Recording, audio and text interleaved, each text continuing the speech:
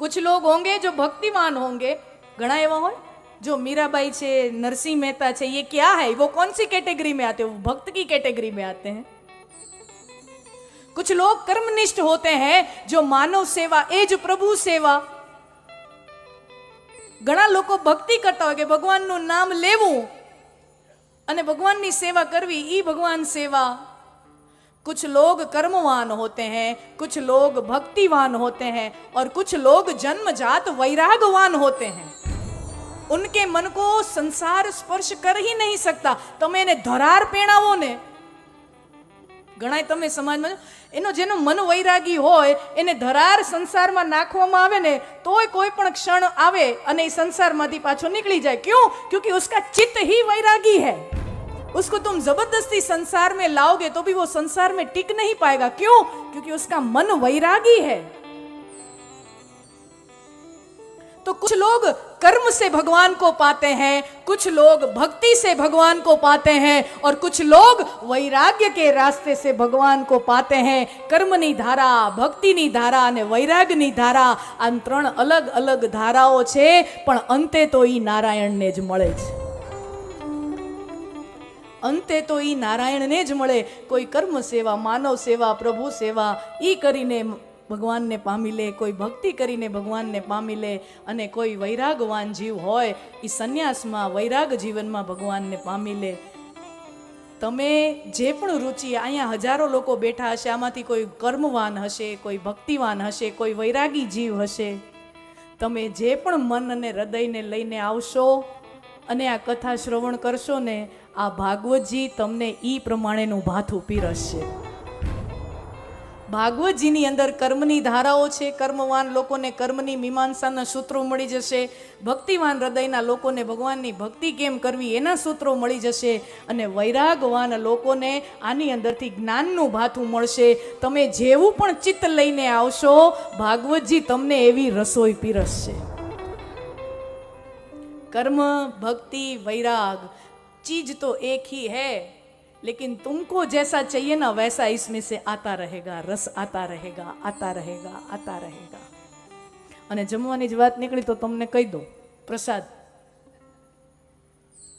વાહ, આજનો તમે જમણવારાનો પ્રસાદ તો સાંભળો। મોહનથાળ,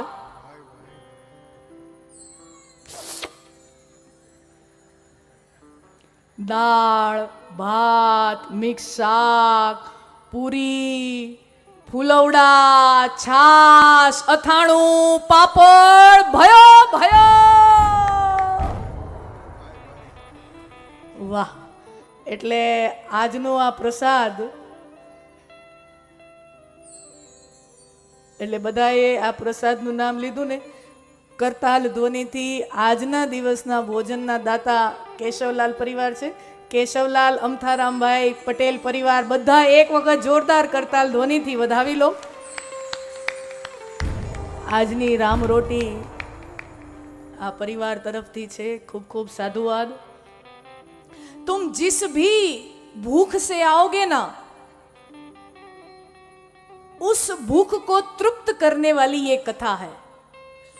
અને અહીંયા તો જો બે પ્રકારની ભૂખ હોય, એક શરીરની ભૂખ હોય એટલે જમવું, और एक मन की भी भूख होती है। અહીંયા શરીરની ભૂખે સંતોષાય, રામ રોટી भी है એટલે અહીંયા તનનો જમણવાર હોય છે, અને અહીંયા 4 કલાક આ મનનો જમણવાર હોય છે। આ મનનો જમણવારો છે। देखिए, जैसे शरीर को खाना चाहिए, पोषण चाहिए, अन्न चाहिए, जहां से शरीर पोषित होता है, वैसे भी मन को भी पोषण चाहिए। जैसे शरीर को पोषण चाहिए वैसे मन को भी पोषण चाहिए। और आ कथा मने तमने मननु पोषण आपे छे। अने महात्म्यनो सुंदर मजानो प्रसंग छे के एक वखत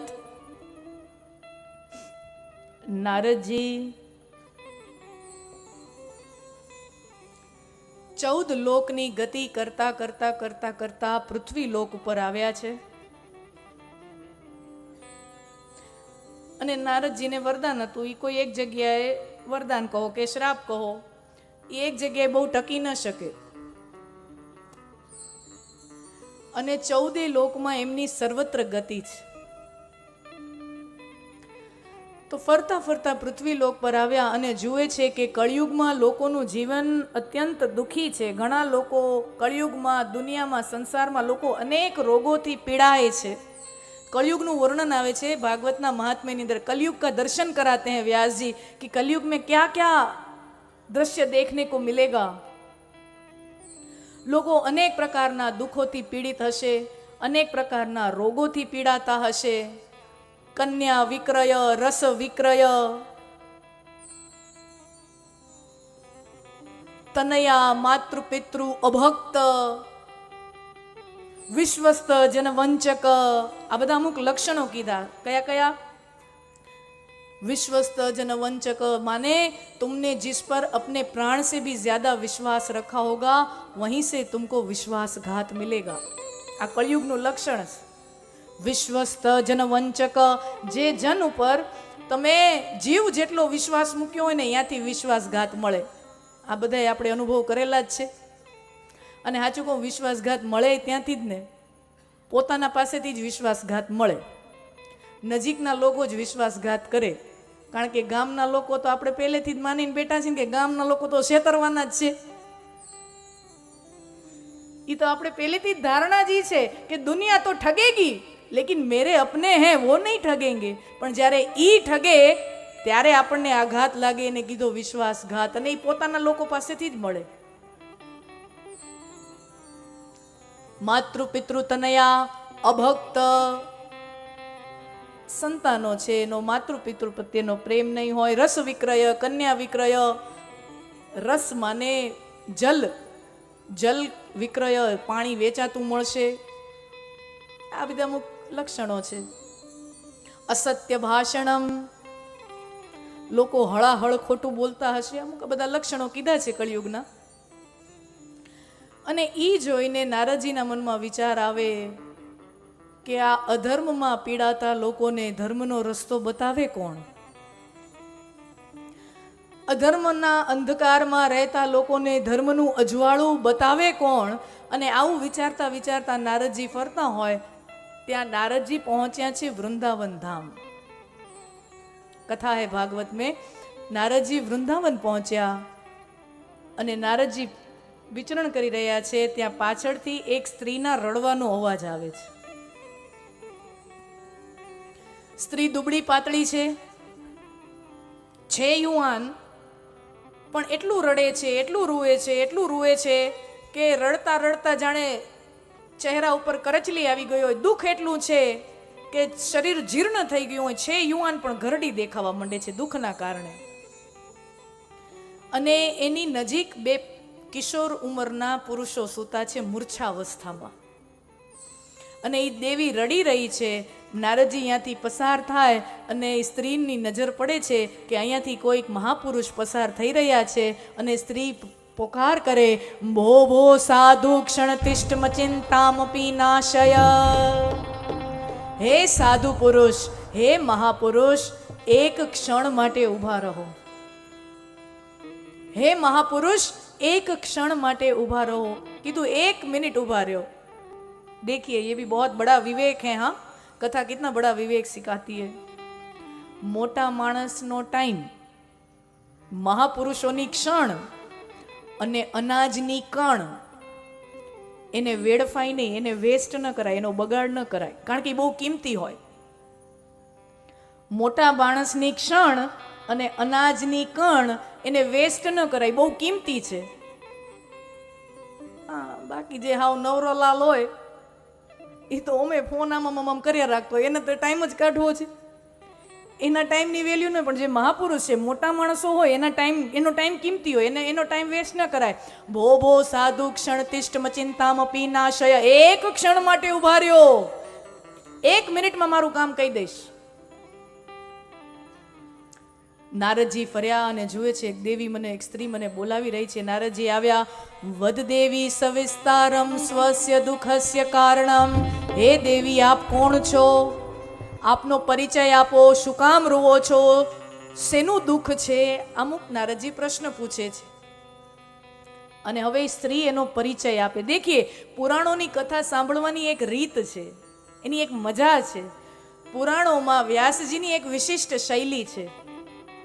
વ્યાસજીને જ્યારે જ્યારે કોઈ કોન્સેપ્ટ સમજાવવો હોય, કોઈ સિદ્ધાંત સમજાવવો હોય, ત્યારે એ સિદ્ધાંતને એક માનવીય પાત્રનું રૂપ આપી દે છે. अब यहां पर वो स्त्री अपना परिचय बोलती है. क्या बोलती है? अहम भक्ति रीति ख्याता इमो में तनयो मतो.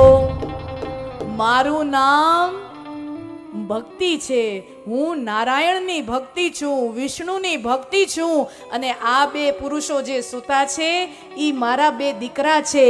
જ્ઞાન વૈરાગ્ય નામાનો, એકનું નામ જ્ઞાન અને બીજાનું નામ વૈરાગ. આ બે દીકરા છે.